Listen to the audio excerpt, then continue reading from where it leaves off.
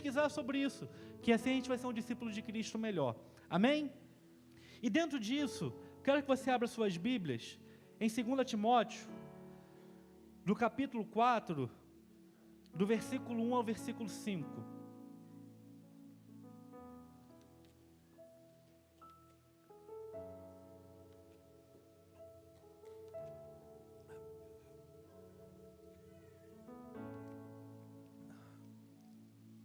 Segunda Timóteo, capítulo 4, do versículo 1 ao versículo 5. Amém?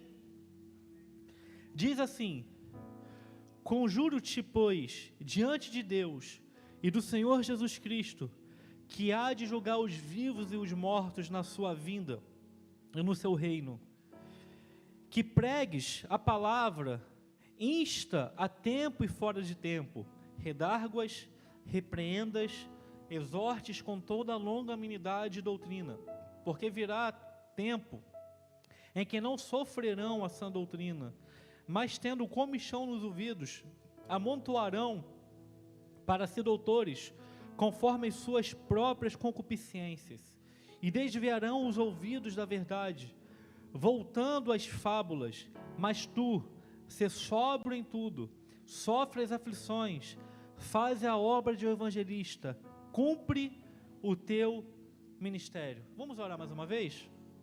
Pai, fale conosco nessa noite, através da tua palavra, que não possa ser eu, Deus, mas que seja o teu Espírito que habita em mim, Senhor, e que o Senhor venha encontrar corações férteis e mentes aqui preparadas para ouvir aquilo, Deus, que o Senhor quer falar aos nossos corações. Tira toda a distração do nosso meio, toda a preocupação do amanhã, e que a tua igreja possa entender, Pai, o que o Senhor quer falar a cada um de nós nessa noite, em nome de Jesus. Amém. Amados, eu quero começar essa noite dentro dessa visão, pensando numa igreja que é relevante, que faz diferença na vida das pessoas e da cidade, pensando algo e fazendo uma pergunta: o que é doutrina? Que doutrina nós vivemos? O que significa doutrina para a gente? Engraçado que meu pai já deu até uma abertura aqui sobre isso, né? Hoje, nos nossos dias, amados, parece que a doutrina, ela tem perdido valor. Nos nossos dias, parece que a doutrina, ela está em desuso. Cada vez mais nós olhamos que as pessoas, elas usam a doutrina de uma forma errada. Elas usam, amados, a doutrina para escravizar pessoas. Elas usam a doutrina para aprisionar pessoas. Querem usar um tipo de doutrina para fazer as pessoas serem incapazes de pensar. Quando nós falamos em doutrina, nós vemos muitos enganos no nosso meio, muitos enganos no meio evangélico.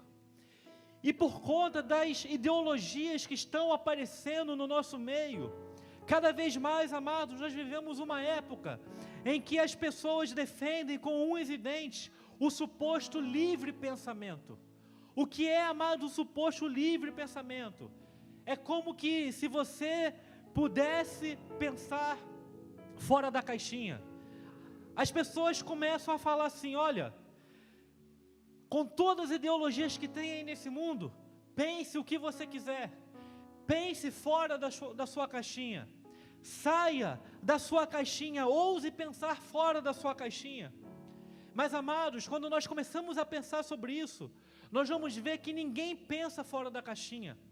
Na verdade, amados, você enquanto viver, enquanto você estiver aqui, você não vai pensar fora da caixinha, mas você vai pensar em uma caixinha diferente de outras pessoas. Mas, amados, nunca fora da caixa, porque você não é Deus. Só Deus, Ele consegue enxergar fora de uma caixinha, porque nós não somos transcendentes, amados. Nós não enxergamos além das caixas que nós vivemos. Nós não enxergamos além de nossas caixas. E o problema, amados, que nós encontramos, não é querer enxergar fora da caixa. O problema, amados, é nós querermos e conseguimos enxergar que caixa nós nos metemos, que caixa nós vivemos, em que caixa você está, em que caixa, amados, você se enquadrou. Às vezes, a caixinha ou a caixa que você vive, ela é muito pequena. E você se torna um elefante tão grande que você não consegue se mover dentro dessa caixa. Às vezes, amados, a caixinha que você vive é uma caixa que ela é muito grande.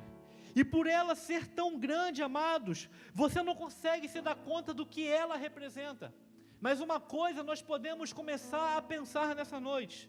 Nós podemos ver, amados, que o problema não é pensar fora da caixa. O problema de nossas vidas é reconhecer em que caixa nós estamos inseridos. Mas você já parou para pensar, meus irmãos, que existe e pode existir uma caixa que é muito melhor do que a caixa que você vive? Você já parou para pensar, amados, que pode existir uma caixa muito mais interessante do que a sua caixa? O problema, meus amados, é que as pessoas não conseguem pensar fora da caixa que elas vivem, porque todas as pessoas, elas vivem em uma caixa e não querem, meus irmãos, saírem de suas caixas. Nós habitamos, meus amados, em um mundo que nós construímos as nossas próprias doutrinas em nossas mentes. Nós habitamos as doutrinas no mundo que regem o nosso dia a dia. Amados, nós começamos a ver que muitas pessoas que vivem nesse mundo, que vivem suas doutrinas, que vivem suas caixinhas, até conhecem suas doutrinas, e outras pessoas não têm a mínima ideia da doutrina que ela está vivendo dentro da sua caixinha. Mas, meus amados, uma coisa é certa: não existe nenhum homem nesse mundo e uma mulher que não vive debaixo de uma doutrina. E, amados, a pergunta que eu faço nessa noite para você é: quais são as doutrinas que regem o seu coração? Quais são as doutrinas que tomam conta da sua mente? Qual é o Senhor da sua caixa? Quem é, amados? De quem é a sua caixa? A caixa que você está vivendo. De quem é, amados, a caixa que você está morando? De quem é, amados, essa caixa? Quem é o dono dela? Quem manda na caixa que você vive? Quem manda na sua caixinha? Meus amados, você pode até falar: pastor, quem manda na minha caixa sou eu. Mas se você manda na sua caixa, por que você sempre quer ficar pensando fora dessa caixa? Meus irmãos, nós começamos a ver que pensar no limite da doutrina faz, amados, a gente tentar ultrapassar todos os limites da nossa caixa. Por exemplo, muitas pessoas começam a falar: olha, pense sem pensar, pense aquilo que você quer, todas as doutrinas. Pega uma folha de papel e pense aquilo que você quer e viva aquilo que você quer pensar.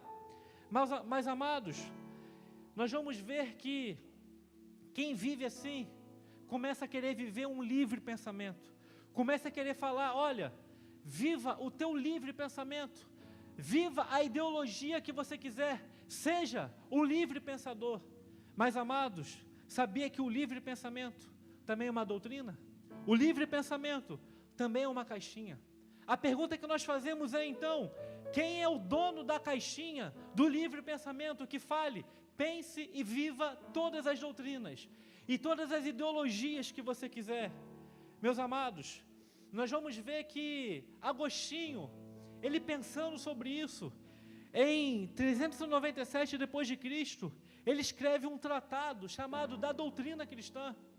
E ali Agostinho, ele começa a falar que a doutrina cristã, a Bíblia, ela precisa ser interpretada com uma base, ela precisa ser estudada, ela precisa, amados, ter realmente uma doutrina por trás dela para entender então o que a Bíblia quer falar.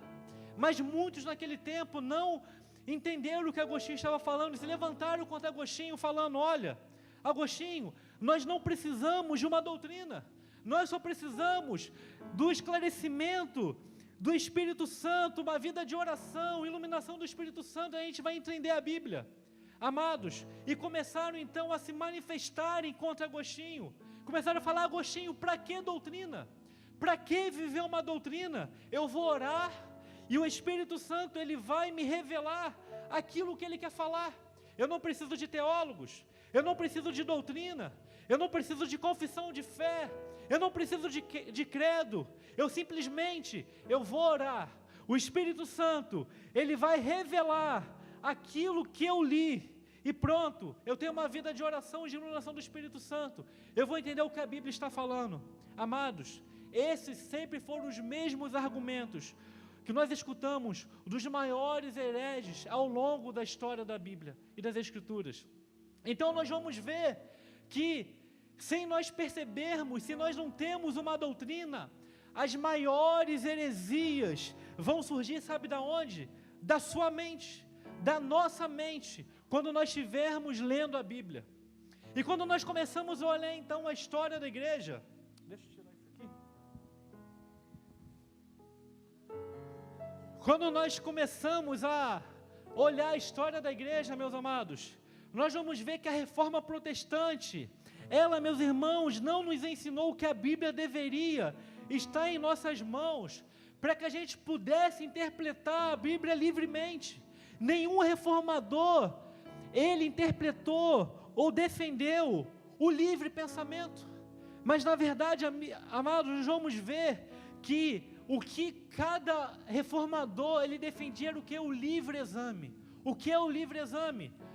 Nós vamos pregar, nós vamos estar ali ouvindo os ensinamentos, e a igreja vai fazer o quê? Ela vai estar examinando aquilo que está de acordo com as Escrituras, para que essa igreja, ela não seja enganada pelos falsos ventos, não seja enganada pelas falsas doutrinas, não seja enganada pelos falsos mestres. A igreja, amados, ela vai conseguir ter uma capacidade de ler as Escrituras, ouvir aquilo que está sendo doutrinado, e vai conseguir averiguar aquilo que vem de Deus, aquilo que não é enganoso, e aquilo que é enganoso. Sabe por quê, amados? Porque a maioria das heresias que nós vemos nos nossos tempos, elas, e na história da igreja, elas começaram e vieram de pessoas muito bem intencionadas. Amados, de pessoas com uma boa intenção muito grande, de simplesmente falar: eu vou ler, eu vou orar, o Espírito Santo vai me revelar, então eu vou conseguir entender tudo o que a Bíblia está falando. Eu não preciso me preocupar com a interpretação, eu não preciso me preocupar com dogmas, eu não preciso me preocupar com as doutrinas, é só simplesmente eu receber uma revelação, que eu vou entender tudo o que está acontecendo. Você pode estar perguntando, amados: pastor, aonde você quer chegar falando tudo isso? Eu quero chegar, amados, em um ponto fundamental para a nossa fé, que é, sabe o quê? A escolha de uma igreja. A escolha de uma igreja, para nós servirmos a Deus, e não sermos enganados, e não termos uma caminhada mais ou menos, e não termos uma caminhada de altos e baixos. A escolha de uma igreja que vive uma doutrina cristã saudável e que não engana as pessoas. Amados, escolher uma igreja não é escolher uma igreja só porque as pessoas são bacaninhas. Escolher uma igreja não é só escolher uma igreja porque as pessoas são legais. Escolher uma igreja não é escolher uma igreja porque a minha família toda faz parte dessa igreja, amados. Escolher uma igreja, amados, não é escolher uma igreja porque só ali eu me sinto bem, amados. Escolher uma igreja, amados, é escolher uma igreja que sabe ter uma interpretação das Escrituras. Escolher uma igreja, amados, é escolher uma igreja que vive a verdadeira interpretação das Escrituras e me ensina a ser um discípulo de Cristo, para eu poder então ser relevante na vida de pessoas e não viver uma vida religiosa dentro da igreja. Sabe por quê, amados? Porque ninguém pode interpretar a Bíblia sozinho. A igreja, amados, você precisa da igreja para interpretar as Escrituras. É por isso que nós vamos ver que os desigrejados, eles estão perdidos, porque são pessoas que o quê? Que se decepcionaram com igrejas, que falam: eu sozinho eu consigo ser cristão, eu na minha casa sozinho eu consigo viver uma vida de discípulo de Cristo. Se ela não tem uma direção de uma interpretação das Escrituras na vida dela, que vem de uma igreja, ela não consegue. Em algum momento, ela vai se perder mais ainda do que ela está perdida, amados. Sabe por quê? Porque a sã doutrina, amados, ela está explicitada exatamente no pacto de uma membresia, amados. É quando a membresia se reúne, meus irmãos, a partir de uma declaração de fé. É quando a membresia está juntas numa mesma direção, está junta numa mesma direção doutrinária bíblica daquilo que ela está fazendo, no meio da cidade e no meio das pessoas. Amados, todo mundo que se torna membro de uma igreja saudável, se torna membro de um conjunto de declaração de fé, que são muito mais importantes até do que o pastor da igreja. Sabe por quê, amados? Porque é uma declaração de fé. É uma igreja que vive uma vida na sã doutrina, que protege a igreja de um pastor muito louco, que protege a igreja, amados, de um pastor que não entende nada das escrituras e traz um monte de coisa, faz uma salada mista com um monte de coisa e aprisiona as pessoas. Lá no Pará eu vejo isso, amados. O que mais tem no Pará são pessoas dentro da igreja sendo massacradas por pastores, amados, que não têm nenhum conhecimento bíblico e vivem só debaixo daquilo. A visão que Deus me deu é a famosa visão do pastor. E sabe o que é a visão do pastor, amados, em muitos momentos? A visão do pastor é um conjunto de doutrinas que só cabe dentro de uma caixinha, da cabecinha desse pastor. Mas ele não entende nada sobre a revelação da Bíblia. Os membros dessa igreja, amados, se tornam reféns desse pastor. Os membros dessa igreja vivem uma dependência desse pastor e não de Deus. É como se o pastor, ele começasse a falar assim: olha, a partir de hoje, Deus me revelou que agora não vai ter mais ceia, que agora não tem mais batismo, agora a gente vai fazer outra coisa porque Deus está falando. São pastores que não vivem a visão da doutrina, daquilo que Deus revela. O tal Deus falou comigo. E amados, nós vamos ver que esse Deus falou comigo, às vezes, é o que causa mais terror na vida das pessoas, porque as pessoas não estão debaixo de uma doutrina, elas estão, amados, acaba que elas estão debaixo só de uma visão de alguém que não vive uma doutrina cristã, e elas, em vez de serem libertas pelo Evangelho, libertas pelo poder de Deus, através da igreja, como Jesus fala para Pedro, ela continua aprisionada, mesmo dentro de uma igreja. Amados, a doutrina, ela protege a igreja da loucura. A doutrina, amados, ela protege a igreja da demência. A doutrina, amados, ela protege a igreja dos lobos de gravata, dos lobos que têm um microfone e que lideram a igreja, amados. Esses lobos, amados, dominam as mentes das pessoas, porque as pessoas desconhecem a doutrina. Meus irmãos, o que nos interessa nessa noite não é apenas a sã doutrina, para a gente ser uma igreja que é relevante, para sermos uma igreja de discípulos de Cristo. O que nos interessa nessa noite, amados, é mais do que isso, é a sã doutrina. É a sã doutrina, é aquilo que traz a nossa sustentabilidade, é aquilo que nos dá base, é aquilo que nos deixa a nossa fé avivada em Cristo, é aquilo que faz a gente não se desviar, é aquilo que faz a gente não desanimar por conta das circunstâncias, por conta das loucuras desse mundo. Mas, meus amados, existe um livro chamado O Deus do Caos. O que esse livro fala? Ele fala que o mundo é um caos, e a nossa mente se torna um caos. Esse livro, ele fala o seguinte, ele fala que nós temos que ordenar o caos de nossa mente. E ele fala mais, o caos, a bênção do trabalho é o caos. Em que sentido? Ele está falando que o mundo que nós vivemos, o mundo de caos, o caos que nós temos no trabalho, o caos que nós encontramos na igreja, o caos que nós encontramos no nosso ministério, é a bênção de Deus, porque no meio do caos, faz a gente parar, pensar e refletir e organizar, amados, o caos que nós estamos vivendo. O sofrimento às vezes nos traz um caos e faz a gente parar e organizar o caos que nós estamos vivendo, a angústia, a história que nós vivemos, faz a gente parar e organizar o caos que nós estamos vivendo. Então esse livro fala, o Deus do caos, é o Deus que manda a gente ordenar, organizar o caos de nossa mente. Qual é o caos que você tem na sua mente? Qual é o caos que você tem enfrentado na sua mente, na sua caminhada cristã? Talvez, amados, uma interpretação errada das Escrituras faz você viver um caos diário. Talvez uma interpretação daquilo que você ouviu, ou daquilo que você segue, faz você cada vez mais se sentir condenado ao inferno, faz você cada dia que passa se sentir, amados, inferiores, faz cada vez mais, amados, você não conseguir mais organizar o caos que está na sua mente, e aí você começa a ter dúvidas, amados, e confuso em relação aos dons do Espírito, você começa a ficar confuso, amados, em relação às manifestações do Espírito, você não tem uma clara certeza sobre a importância da oração, sobre a importância do jejum.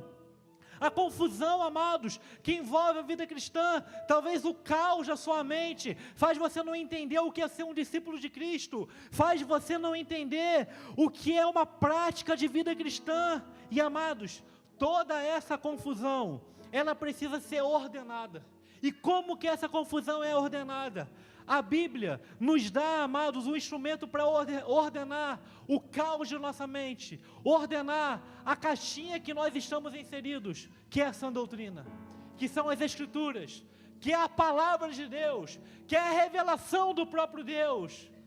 E nós precisamos entender, amados, que nós temos que viver uma sã doutrina, amados. Sabe por quê, amados? Porque é para que ninguém confunda você em relação à palavra de Deus, para que ninguém confunda você em relação às doutrinas que são colocadas aí. Mas você pode estar perguntando, por que a sã doutrina?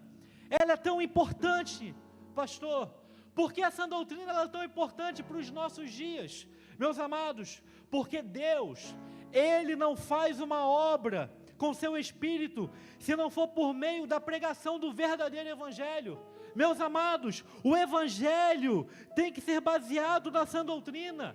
Deus, Ele não usa um falso Evangelho. Deus, amados, Ele não usa uma falsa igreja. Deus, Ele não usa falsos discípulos. Deus, Ele não usa pessoas que não entendem a revelação dEle para a igreja e vivem uma vida de caos. Deus não usa falsos discípulos e falsos cristãos, amados. E, infelizmente, nós começamos a ver que hoje, nos nossos dias, esse Evangelho, ele precisa não só ser pregado fora da igreja, mas ele precisa, amados, ser pregado dentro da igreja, para os próprios evangélicos, para os próprios cristãos. Sabe por quê, meus amados? Porque a igreja, ela, com tudo isso, por não conseguir organizar o seu caos, por não conseguir entender a caixa que ela está inserida, a igreja, amados, ela substituiu o Evangelho pelo discurso emocionalista.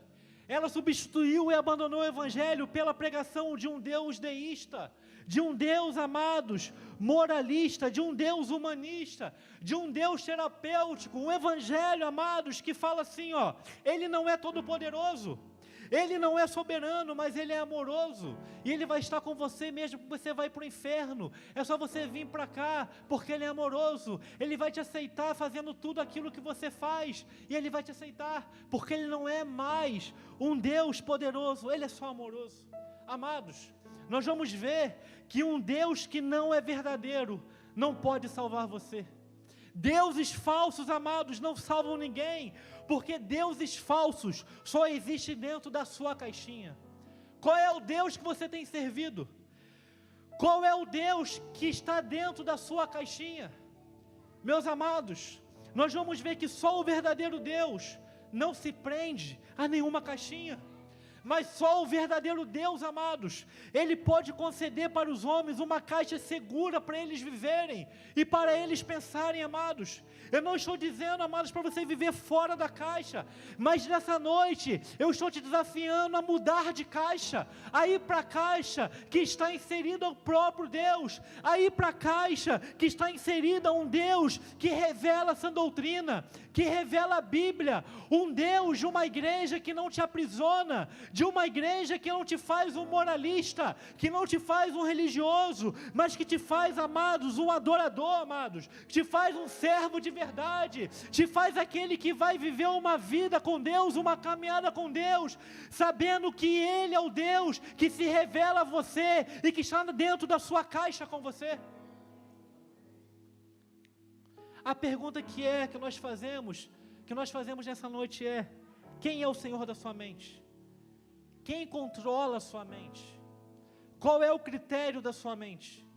É por isso, amados, que escolher uma igreja não é apenas escolher uma igreja porque essa igreja é uma igreja de pessoas bacaninhas, mas escolher uma igreja, amados, é escolher uma igreja que vive essa doutrina. Escolher uma igreja é escolher uma igreja que vive a revelação do Evangelho na sua essência. Sabe por quê, amados? Porque quando nós vivemos essa doutrina, amados, nós deixamos tanta coisa de lado. Quando a igreja ela vive essa doutrina, amados, essa igreja deixa tantos paradigmas de lado. Quando a igreja, amados, ela vive essa doutrina, essa igreja ela deixa tanta religiosidade de lado.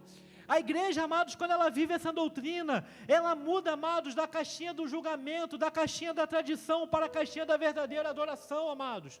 Ei, meus irmãos, uma igreja que ela vive a realidade do Evangelho, ela para de ser religiosa. Sabe por quê, amados? Porque preste atenção no que eu vou falar. O culto de domingo, ele não é a parte mais importante da igreja. Ele não pode ser. Sabe por quê, amados? Porque se eu sou um discípulo de Cristo, se eu vivo o Evangelho de uma forma real na minha vida, eu vou ser discípulo em todas as áreas, em todos os momentos, durante a semana onde eu estiver, como as áreas de influência. Amados, eu vou ser discípulo de Cristo aonde for, eu vou levar as doutrinas de Cristo aonde eu estiver, eu vou viver essa doutrina aonde eu estiver, no futebol, no trabalho, malhando, que agora eu estou malhando todo direto, fazendo o que for, amados. Nós vamos ver que a gente vive essa doutrina em todos os lugares, meus irmãos. E aí, amados, quando nós chegamos no domingo, nós chegamos para agradecer a Deus pela forma que nós somos discípulos durante a semana, porque, amados, se nós vivermos uma vida achando que o culto de domingo é a parte mais importante da igreja, nós seremos religiosos, porque nós só vamos vir para cá, para encontros de homens, encontro de mulheres, encontro de adolescente, encontros de crianças, encontro de jovens, culto de domingo em sede do meu ministério, amados, e isso não é a parte mais importante. Se você não for um discípulo de Cristo e viver essa doutrina, você só vai viver aqui, sabe o quê? Trabalhando. E existe uma diferença muito grande de trabalho para serviço. Existem pessoas, amados, que elas vêm para a igreja, participam de tudo, está na reunião dos homens, das mulheres, dos adolescentes, não perde uma programação, mas ela só vem para trabalhar, ela só vem para viver um rito religioso, ou seja, ela só trabalha, ela não serve. E o que mais tem dentro da igreja são pessoas só trabalhando, são pessoas que colocam o seu ministério acima de tudo, acham que a minha escala do louvor é o mais importante, eu tenho que estar lá para mostrar que eu estou fazendo alguma coisa. Talvez você só está vindo trabalhar, não está vindo adorar e nem servir, porque durante a semana você não foi discípulo. Durante a semana, C.S. Lewis no livro Cristianismo Puro e Simples, ele fala que existem dois pecados, os pecados morais e os espirituais. Os morais é aquilo que revelam aquilo que é moral, não trair a esposa, dar bom testemunho, não matar, são pecados morais. Mas ele fala que os pecados espirituais são piores do que os morais. O que são os pecados espirituais? É se achar mais espiritual do que o próximo, é fazer divisão dentro da igreja, é fazer fofoca, é fazer os outros se acharem inferior a você, é você vir para cá e querer se achar melhor do que quem está servindo com você no ministério. E quem vive pecados espirituais só vive uma vida de trabalho e não de serviço. Talvez a sua caixinha é a caixinha de quem vive uma vida só de trabalho e não de serviço. Vive uma vida, amados, só para viver um rito religioso, viver um rito moralista. Eu venho para cá e por eu estar aqui eu sou melhor do que quem não está aqui. Por eu estar aqui eu sou melhor do que aquele que não veio no culto ou está fazendo menos do que eu porque não tem tempo. Você não está deixando de ser um religioso, um moralista, e de repente você vai para o inferno do mesmo jeito, trabalhando da mesma forma que você trabalha todos os dias. Sabe por quê, amados? Porque nós não somos chamados para trabalhar, nós somos chamados para servir com essência, servir em adoração, servir na sã doutrina, tendo a nossa fé fortificada em Cristo. Ei, amados, Quando a igreja, ela entende essa doutrina, amados, Deus, ele começa a fazer algo nessa igreja. Deus, amados, Ele começa agora a unir o pastor que está nessa sã doutrina, esse pastor que está aqui, vivendo a sã doutrina com a igreja dentro de uma sã doutrina. A religiosidade dela acaba, a tradição não atrapalha, amados.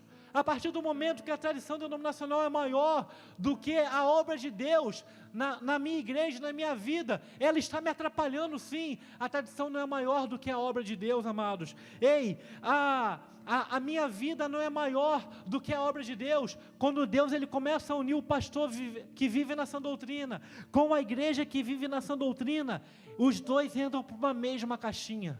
Essa igreja começa agora todos a viverem numa mesma caixinha, numa mesma visão, numa mesma direção, amados. Sabe por quê, amados? Porque os pastores também precisam estar na sã doutrina, porque Deus não chamou pastores, amados, para serem ativistas políticos. Deus também não chamou pastores, amados, para serem pregadores de alta ajuda. Deus não chamou pastores para ficarem fazendo comédia, palhaçada aqui no púlpito. Deus, amados, não chamou pastores para serem psicólogos, psicanalistas, gestores da coisa religiosa, CEOs de igreja, grandes administradores, mexerem com dinheiros, amados. Deus chamou pastores para preservarem a sã doutrina, e Deus chamou a igreja para viverem com pastores que preservam a sã doutrina, amados. É por isso, amados, que uma igreja que vive a sã doutrina, não importa, amados, a forma dessa igreja, não importa se a parede é branca, se a parede é preta, se tem luz, se não tem luz, se usa terno, se não usa terno, amados. Se uma igreja, ela está pautada na sã doutrina, essa igreja, ela vai ser relevante, ela vai entender os chamados de Deus na vida dela, ela vai fazer diferença na vida da cidade, ela vai mudar a história de uma cidade, independentemente do estilo dela, porque ela está baseada na verdadeira sã doutrina, que é a palavra de Deus revelada a cada um de nós. Irmãos, não é sobre costumes, não é sobre usos, amados, mas é sobre viver uma vida debaixo da sã doutrina. Eu tenho falado muito isso em Capitão Poço, amados. Às vezes, a gente se preocupa com o que tem que... A gente se preocupa com o que não tem que se preocupar, e não se preocupa com o que tem que se preocupar. Em que sentido? Às vezes, amados, a gente só se preocupa, o irmão, ele veio para a igreja de bermuda. Ah, não pode. Ah, o irmão fez uma tatuagem. Ah, não pode. A gente se preocupa com isso, uma vida moralista. Mas, amados, a gente não se preocupa que às vezes a gente faz rituais aqui que vão contra o sacrifício de Cristo. A gente sai para fazer reuniões aí de oração e sai ungindo tudo. Sai ungindo lá, vamos ungir o carro, vamos ungir lá a porta da casa, os umbrais da casa, amados. Isso tudo já caiu no tempo da lei. Só que agora quem unge são aqueles que estão enfermos, é o pastor, o presbítero. Mas a gente corre atrás de uma irmãzinha lá do círculo de oração, que sai ungindo todo mundo, e a gente acha que isso a gente está fazendo certo. Às vezes a gente se preocupa, amados, com o que não tem que se preocupar, e não se preocupa com o que tem que se preocupar. Por quê? Porque a nossa religiosidade, o nosso moralismo fala mais alto do que a nossa vida de conhecer a sã doutrina e viver a sã doutrina. E isso, amados, tem acabado com a igreja. Isso tem acabado, amados, com uma igreja viver uma vida sadia e uma vida saudável. E, amados, nós vamos ver que Paulo sabe disso. Nós vamos ver, meus irmãos, que Paulo, ele sabe que lá, a igreja de Timóteo estava passando por isso. E Paulo sabia que ele tinha pouco tempo de vida. Paulo aqui, quando ele escreve isso, ele está preso, ele está acorrentado, ele sabe que ele vai ser morto. E ele sabe, amados, que falsos mestres, hereges, até líderes que ele discipulou, estão, amados, trazendo esses ensinamentos, tirando a visão da igreja da sã doutrina. E o pior, amados, ele sabe que Timóteo, o jovem pastor, estava balançado. Ele sabia que Timóteo, ele estava agora balançado. Timóteo está em uma igreja que não quer viver o evangelho. Timóteo está em uma igreja que não quer viver a sã doutrina. E chega aos ouvidos de Paulo, amados, que Timóteo está sofrendo as pressões da igreja. Timóteo, chega aos ouvidos de Paulo, que Timóteo, ele está balançando. E Paulo então está preocupado que Timóteo ele ceda à vontade do povo, ceda à religiosidade do povo, ceda ao moralismo do povo. E aí, amados, Paulo sabe que Timóteo está vivendo a pior pressão de sua vida, a pressão popular. E ele sabe que se Timóteo atender ao clamor da pressão popular, Timóteo, amados, ele vai se perder. E é por isso, amados, que Paulo então escreve para Timóteo esses versículos aqui no capítulo 4. E Paulo ele começa falando para Timóteo algo muito interessante no versículo 1. Timóteo, conjuro-te, pois, diante de Deus e do Senhor. Paulo fala, olha Timóteo, o que eu estou escrevendo para você não é diante dos homens, é diante de Deus. É Deus que está me dando a revelação da sã doutrina para eu escrever a você. Timóteo, não balance. Timóteo, não desanime. Timóteo, não ceda às pressões. Timóteo, não fique vivendo uma vida inconstante na caminhada. Olha o que eu estou te falando. E ele fala então para Timóteo, que pregue a palavra. Insista em tempo e fora de tempo. Ou seja, amados, sabe o que Paulo está falando para Timóteo? Timóteo, pregue como Jesus pregou. Timóteo, viva como Jesus pregou. Timóteo, não crie uma nova doutrina. Não crie costumes para uma nova doutrina. Mas Timóteo, pregue a palavra. Pregue como Jesus pregou. E ele fala ainda para Timóteo, Timóteo, redargue-as e repreenda-as e exorte. Ou seja, ele está falando, Timóteo, não ceda a pressão. Mas se tiver que repreender o povo, se tiver que exortar o povo, exorte o povo. E amados, a exortação que Paulo fala para Timóteo aqui, é a exortação de uma ovelha. Vocês sabiam, meus irmãos, que a ovelha ela não tem cérebro? Quantos aqui sabiam que a ovelha não tem cérebro? A ovelha não tem cérebro, sabia? Então, o que acontece quando uma ovelha ela sai do aprisco e tem um abismo do lado? Ela vai andando e ela não vai perceber que ela vai cair, porque ela não tem cérebro, ela não vai conseguir pensar. O pastor de ovelha pega essa ovelha e traz ela de novo para dentro do aprisco. Mas essa ovelha ela não tem cérebro, e ela vai de novo, e a segunda vez ele traz para dentro. Mas ela não tem cérebro, e ela vai de novo, e ele vai e traz ela para dentro. E aí, sabe o que ele faz então, para salvar a vida dessa ovelha? Ele quebra a pata dessa ovelha, para essa ovelha ficar ali cuidada, dentro do aprisco, ficar cuidada ali, amados, dentro ali da sã doutrina, dentro ali da direção do pastor dela, dentro da direção do sumo pastor, amados. Amados, às vezes, Deus ele permite que as nossas pernas sejam quebradas, para a gente conseguir entender a sã doutrina. Às vezes Deus permite o caos em nossas vidas, para a gente organizar a nossa mente, para a gente entender a sã doutrina. Às vezes o não de Deus, às vezes a revelação de que agora não é o teu tempo, e você às vezes não entende, é Deus quebrando a sua perna, para te trazer para dentro do aprisco, para você reconhecer a voz do sumo pastor, reconhecer a voz da doutrina, a voz da sã doutrina, através do evangelho, amados. E nós vamos ver que ele continua falando a ele, porque virá um tempo em que não sofrerão ou não suportarão a sã doutrina. Ou seja, amados, ele está falando do tempo Kairos, que é o nosso tempo. Se a gente olhar a história da igreja, nós vamos ver quantas pessoas não suportaram a sã doutrina. Se nós olharmos a história dessa igreja, ele falou aqui quantas pessoas que estão a ponto de ser desligados. Sabe por quê? Porque às vezes não conseguem suportar a sã doutrina. Porque às vezes colocam da sua religiosidade algo maior do que a sã doutrina de Cristo. Querem viver a sua vida e querem mudar as pessoas, a sua forma de viver, a sua forma de pensar, a sua própria caixinha, e não a caixinha de Cristo.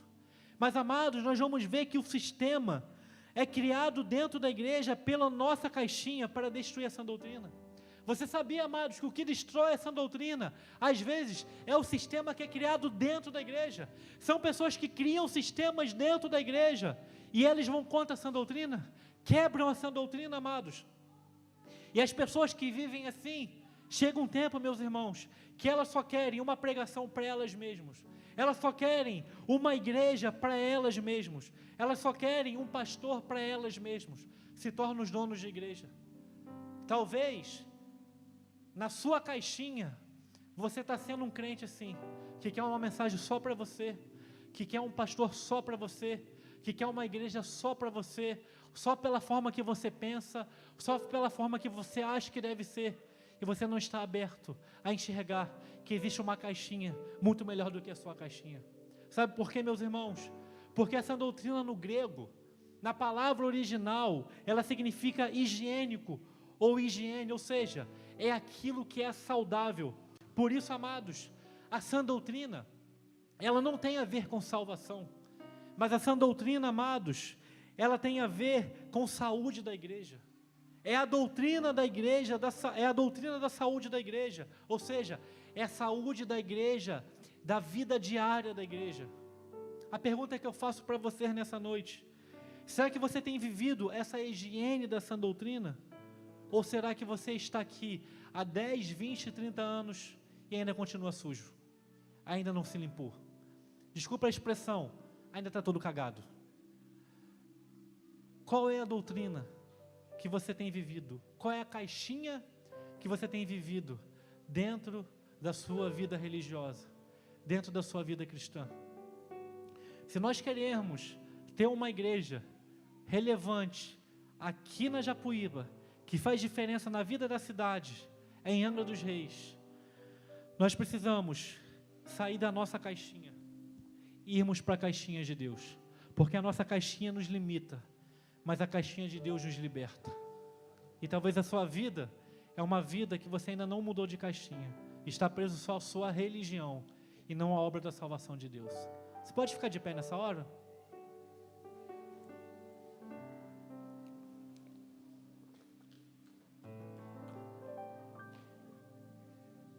Eu quero que você reflita sobre a sua vida nessa hora.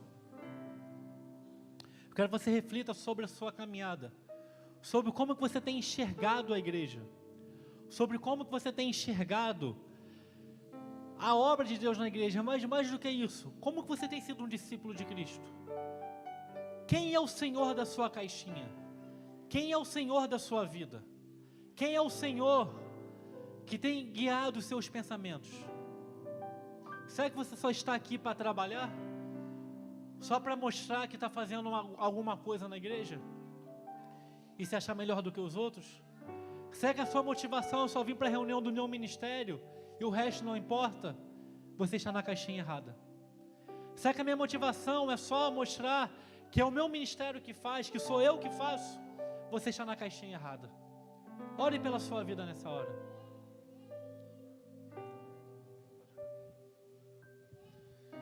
Senhor, nós ouvimos esta mensagem, ó Deus, que nos leva